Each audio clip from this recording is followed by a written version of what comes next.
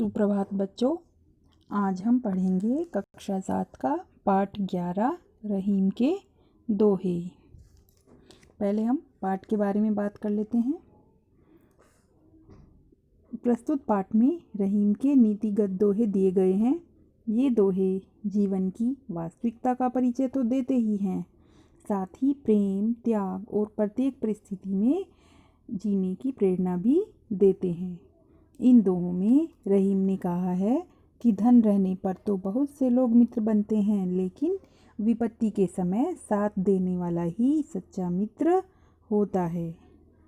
अब हम पाठ पढ़ेंगे। कही रहीम संपत्ति सगे, बनत बहुत बहुरीत, विपत्ति कसोटी जे कसे, तेई साचे मीत। प्रसंग देखते हैं पहले।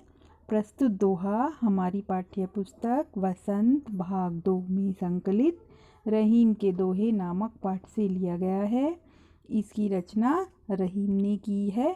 इस दोहे में रहीम ने सच्चे मित्र की परिभाषा दी है। व्याख्या।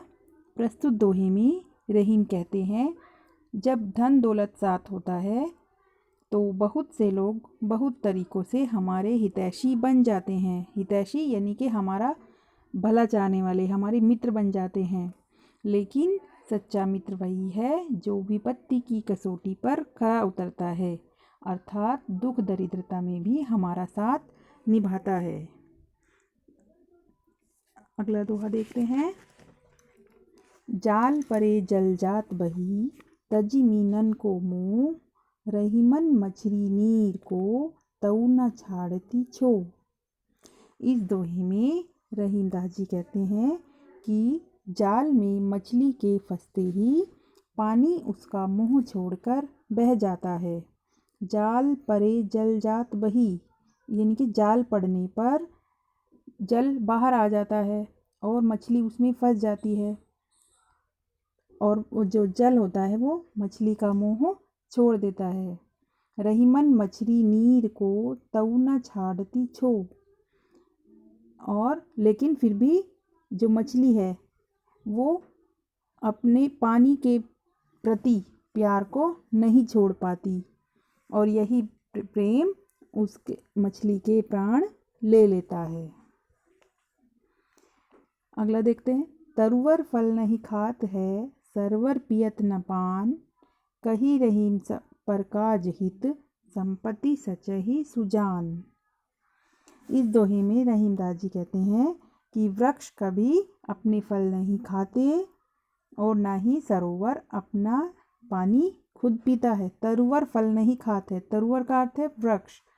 वृक्ष कभी अपना फल नहीं खाता है। सरोवर यानी कि तालाब, पियत न पान, तालाब अपना जल खुद नहीं पीता है।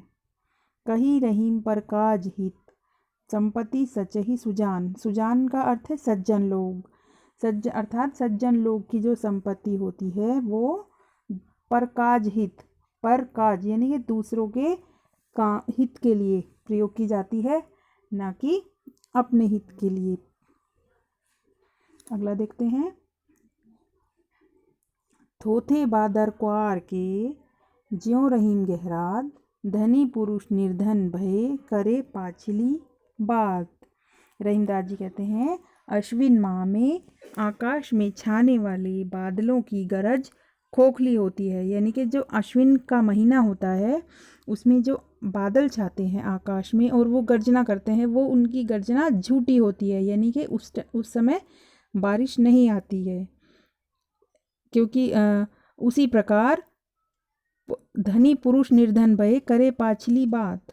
जो धनी पुरुष थे पहले, लेकिन अब वो किसी कारणवश अब गरीब हो गए हैं, वो अपने बीते हुए सुख के दिनों की बातें करते रहते हैं। तो वो बेकार ही ये बातें करते हैं, क्योंकि आज के समय में उनकी कोई उपयोगिता नहीं होती।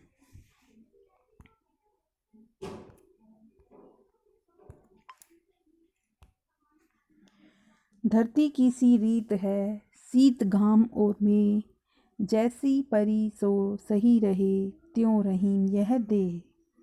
इस दोहे में रहीम दाजी कहते हैं कि धरती का नियम है, धरती की सी रीत है, अर्थात धरती का नियम है कि वह सर्दी, गर्मी और बरसात, शीत का अर्थ है सर्दी, घाम अर्थात गर्मी और मेह अर्थात वर्षा, सर्दी गर्मी वर्षा के हर मौसम को जो होती है वो धरती अपने हृदय पर झेल लेती है, उसको सहन करने की उसके अंदर शक्ति होती है। और जैसे परे सो सही रहे त्यों रहीम यह दे, रहीमदास जी कहते हैं वैसी ही क्षमता हमारे शरीर की भी होनी चाहिए, क्योंकि हम जीवन में जिससे मतलब हमारे सामने अगर कोई भी मुसीबत आती है तो हम उसको सहन कर सकें।